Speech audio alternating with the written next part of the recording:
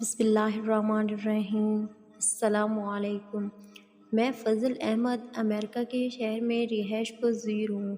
الحمدللہ میرا بہترین کاروبار چل رہا ہے اور میرے خیال میں میری کامیابی کی وجہ مخلوق خدا سے محبت ہے۔ میں نے جب سے یہاں آ کر کاروبار شروع کیا، میری عادت رہی کہ میں ہر چھٹی والے دن لاوارث بچوں کے ادارے میں لاوارث بچوں کے ساتھ ٹائم گزارنے ضرور جاتا ہوں۔ اسی طرح بچے بھی خوش ہو جاتے ہیں اور میرا وقت بھی اچھا گزر جاتا ہے۔ آخری بار جب میں ان بچوں کے ساتھ وقت گزار کر نکل رہا تھا تو مجھے میرا ایک امریکن دوست مل گیا۔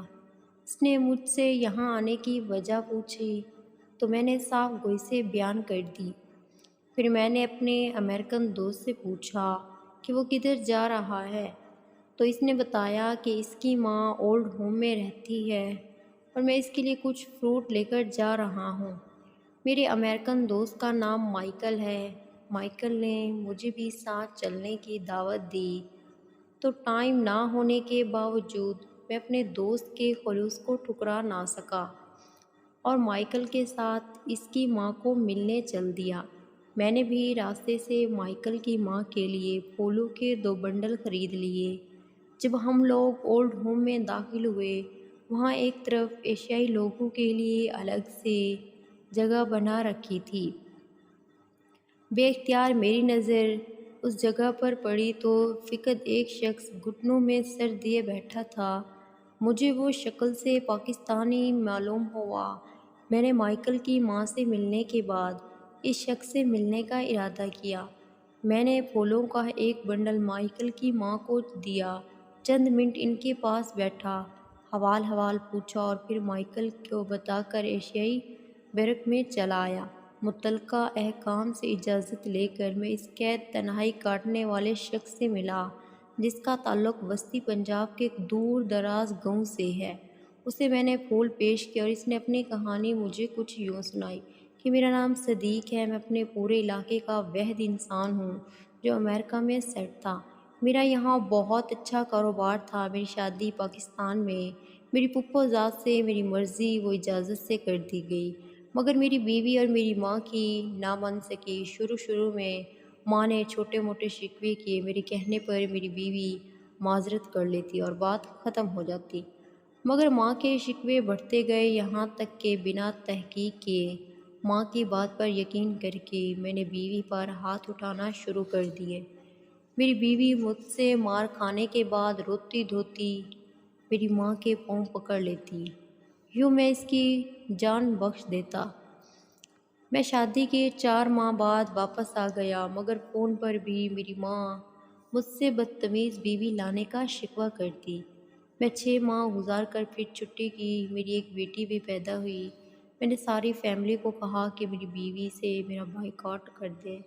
میں نے خود بھی اپنی بیوی اور بیٹی کو بلانا چھوڑ دیا۔ کچھ عرصہ پاکستان اپنے گھر میں رہ کر میں واپس امریکہ آیا تو ایک دن میری ماں میری بیوی کے ایک قریبی رشتہ دار کا نام لیتے ہوئے بتایا کہ انہوں نے اس آدمی کو میری بیوی کے کمرے سے نکلتے ہوئے دیکھا ہے۔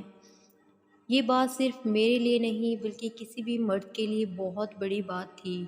چونکہ بات میری کہہ رہی تھی، اس لیے بنا تحقیق کے میں نے یقین کر لیا۔ لہٰذا میں نے فیصلہ کر لیا کہ پہلے پاکستان جا کر اپنی بیگم کو اس کی غلطی کی شدید ترین سزا دوں گا، اس کے بعد طلاق دے دوں گا۔ اپنے فیصلے کو حقیقت کا روپ دینے کے لیے میں بنا کسی کو بتائے سردیوں کی صبح 3:30 بجے گھر پہنچا۔ سب سے پہلے سیدھا بیوی کے کمرے میں گیا تو وہ تہجد کی نماز ادا کر رہی تھی شاید۔ میں انتظار کرنے لگا کہ وہ سلام پھیر لے تو میں اس پر ہاتھ اٹھاؤں، مگر اس نے جب بہت طویل پہلا سجدہ دیا تو مجھ سے انتظار نہ ہوا۔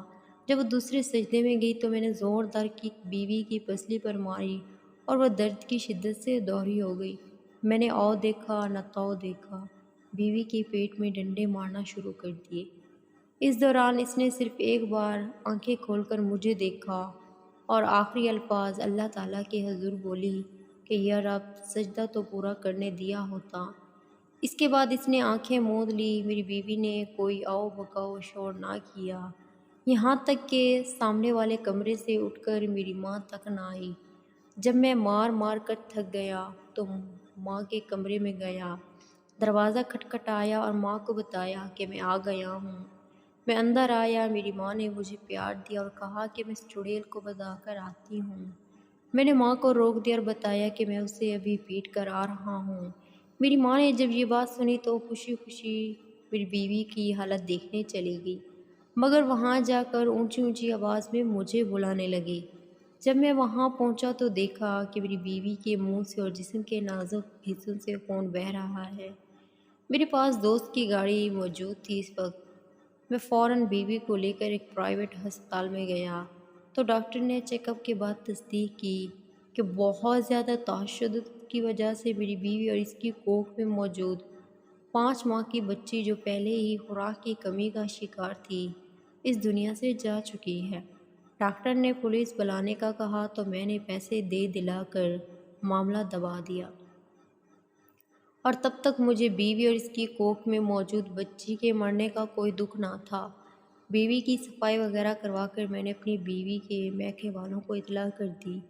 ان لوگوں کو مجھ پر شک تھا کہ میں ان کا مجرم ہوں، مگر ان کو یقین تھا میری دولت مجھے بچا لے گی اور وہ لوگ میرا مقابلہ نہیں کر سکتے، لہٰذا وہ لوگ چپ کر گئے۔ انہوں نے میری پہلی بیٹی کو ساتھ لے جانا چاہا تو میں نے بخوشی اجازت دے دی۔ میں واپس امریکہ آ گیا، یہاں کر ایک امریکن عورت سے شادی کر لی، آہستہ آہستہ سارا بزنس بیوی کے نام کر دیا، اور پھر ایک دن میری امریکن بیوی نے مجھ سے خلا لینے کا فیصلہ کر لیا۔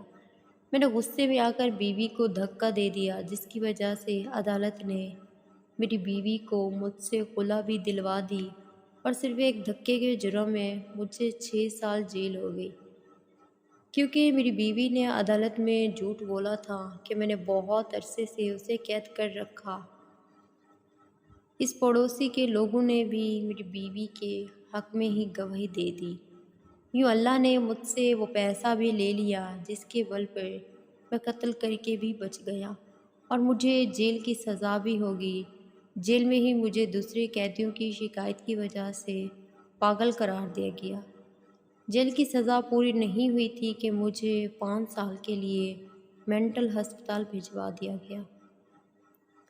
وہاں سے علاج مکمل ہونے تک میں آدھا دماغی مریض ہو گیا تھا۔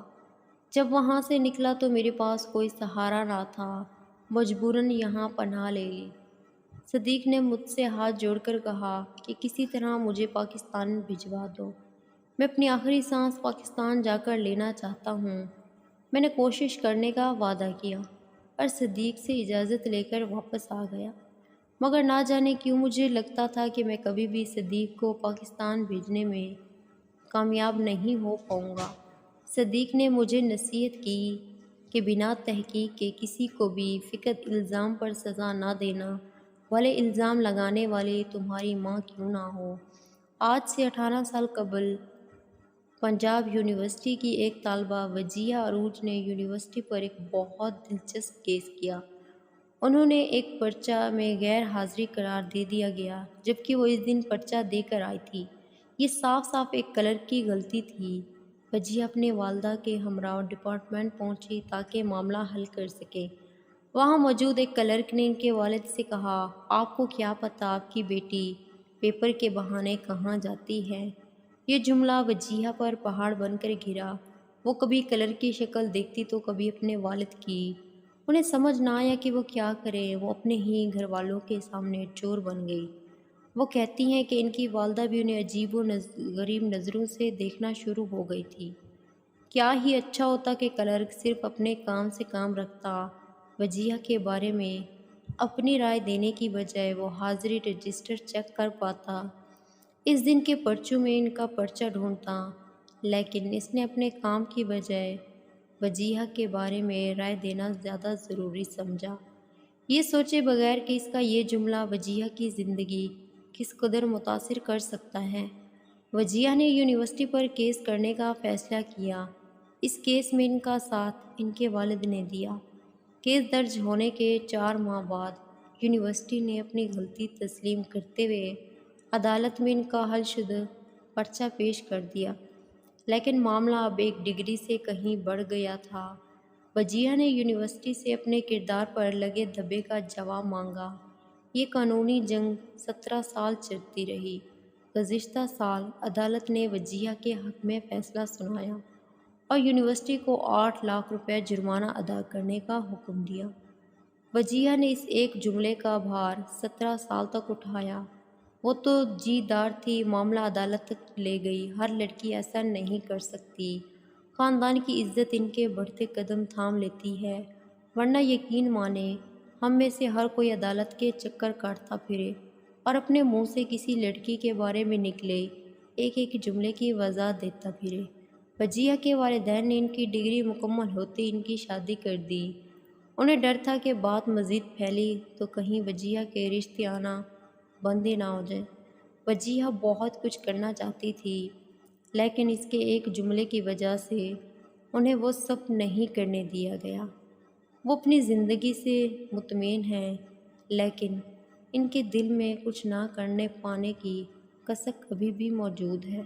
ویڈیو اچھی لگے تو ویڈیو کو لائک کر دیں اور اپنے پیارے پیارے ہاتھوں سے ہمارے چینل کو سبسکرائب کر دیں۔ شکریہ۔